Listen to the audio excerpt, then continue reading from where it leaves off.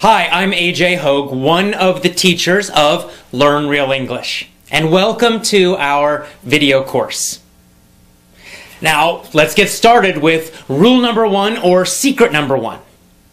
And rule number one is to always learn English phrases.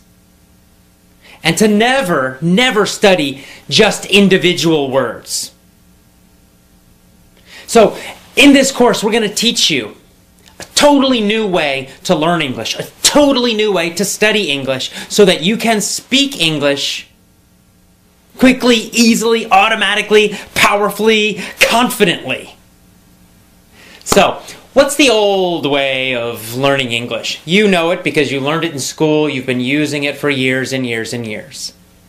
You sit in a classroom, you've got a textbook, you memorize lists of vocabulary words, you study lots and lots and lots of grammar rules, you do lots of reading and little fake conversation drills and activities. And this is the traditional old way of learning English, but we have a totally new and different way of learning it, and we're going to teach you each part of that, one part every day for a full 7 days. So let's start with part one, secret one, rule number one. Learn phrases, not individual words. Now, of course, a phrase is a group of words. It's a group of words that naturally go together.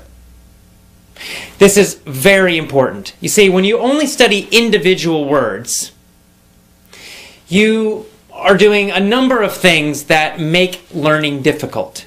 Number one, when you study just an individual word, like a vocabulary, something in a vocabulary list, or even in your notebook, you write one single word and then you write the meaning or the translation. Here's the problem. That word has no connections to anything else.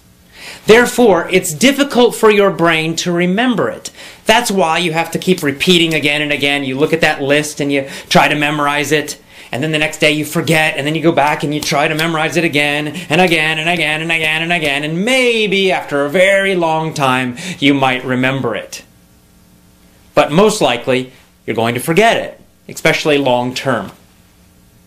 And yet that's the way most students are learning English and studying vocabulary. Here's another problem with just learning single words. When you study just single words, you're not learning any grammar. But when you study phrases, you are actually learning grammar. It's a kind of an effortless, easy way to learn grammar. You don't need to think about rules. You don't need to think about anything. And yet, you will be learning correct grammar when you study groups of words instead of phrases. Let me give you an example of this. Let's just, take any phrase like, or I'll go to a simple sentence. He was a bad dog. He was a bad dog. Now, let's imagine that you're a new English student and, the word bad is new for you. Of course, I know you know it, but let's just imagine you go way back to the very beginning, your first year of learning English, and bad is a new word. Now, the normal way of studying that, you would write it down, bad, it would be in a little, a list, and then you would study, bad means not good, bad means not good. You'd probably translate it to your own language. And then after lots and lots and lots of time, maybe you would remember it. Well, using our system, you do something very different. You would write down that whole phrase. He was a bad dog. It's actually a full sentence. Or you could just write down, was a bad dog, or he was a bad dog, whatever. And then every single time you study or review, you would always study the full, complete phrase. You would never just study that word bad. You would study the whole thing. Now, by doing that, you're getting free grammar. How do you know? Well, because first of all, you're getting that verb, was. Right? Was. And that's just going to stick in your brain. He was, he was, he was. You're also learning articles. You don't need to remember what that means. You don't have to even worry about it. And yet you know that it's correct to say, in this situation, a bad dog. He was a bad dog. Some people say a. He was a bad dog. Both pronunciations are correct. So he was a bad dog. He was a bad dog. A lot of students have problems. When do I use or a? When do I not? When do I use the? And you're trying to memorize all these super complicated rules and situations for it. Forget that. It's too complicated. You'll never remember it. Just study phrases and you'll start to feel when to use it, when it's correct, when it sounds correct, and when it sounds strange, when it's not correct to use those things. And of course, this is true for all grammar, all phrases, all vocabulary. By studying a full phrase, or even a full sentence, always, always, always, you're going to get lots of grammar. You're going to learn which vocabulary words go together naturally, and you're going to know when to use them in which situations. Because sometimes, for example, there might be a situation where there are many words that mean the same thing, and yet we typically use one of them. Like, we might say, he was a bad dog. That's a common phrase. A bad dog. Bad dog. We use that word bad to describe a dog who's naughty, who's not good. But we don't usually say horrendous. Now, horrendous means super, super bad, really terrible. And yet, we don't usually say he was a horrendous dog. It sounds strange.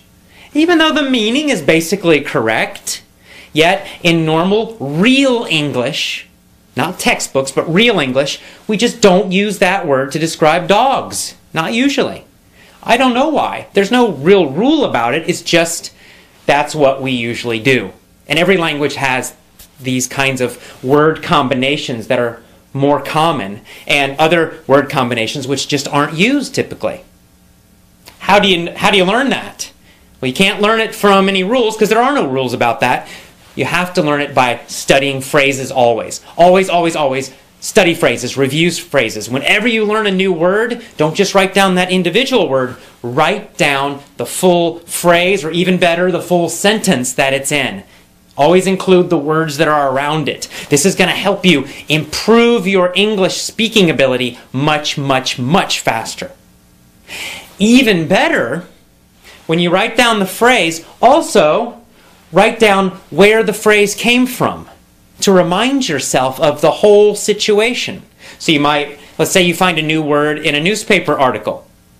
Well, first of all, let's say the word horrendous. You're reading a newspaper article, or you're listening to the radio, you hear that word horrendous. That's new, what is that? And you write it down. But you're not going to write down just that single word, you're going to write down the whole phrase that it was in.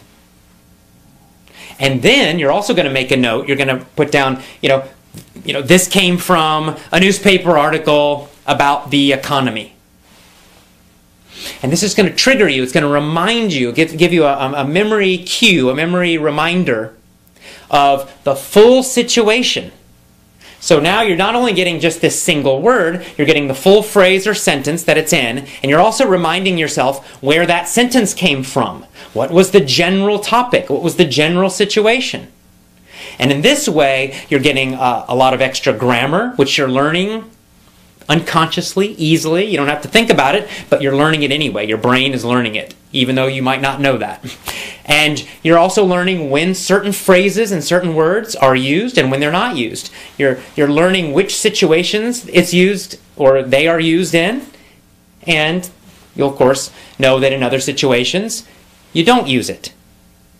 Because as you learn more and more and more phrases, you begin to get this feeling of correctness, and you begin to know when to use certain words, how to use them, and you're also how to use the grammar correctly as well. This is so important. It's such a simple, simple little secret, a simple little trick, a simple little rule, and yet it can totally change the way you speak English and learn English. It's very, very important. So never, never, never study just an individual word, one word. Always study the phrase or the sentence, and always, always, always make a note where it came from. And you want those phrases and sentences to come from real English, which we'll talk about more later, not from textbooks. Here's another advantage of studying phrases and full sentences and always knowing the situation that they came from. Phrasal verbs. You guys know about them. You know all about phrasal verbs. They're a frustration for so many students, right? To be knocked out or knocked up have totally different meanings, right? Knocked out is a phrasal verb. It's a two-word verb. It's a verb phrase. And to be knocked out means to, like, it's like in boxing or sports. You get hit and you go. It's like you're asleep, right? Boom, knocked out on the floor. To be knocked up means to become pregnant. And we use that for women. Now, there's no way if you just look at the individual words to know the meaning. Right? Knocked out, knocked up. It's not logical. You just have to learn each one individually.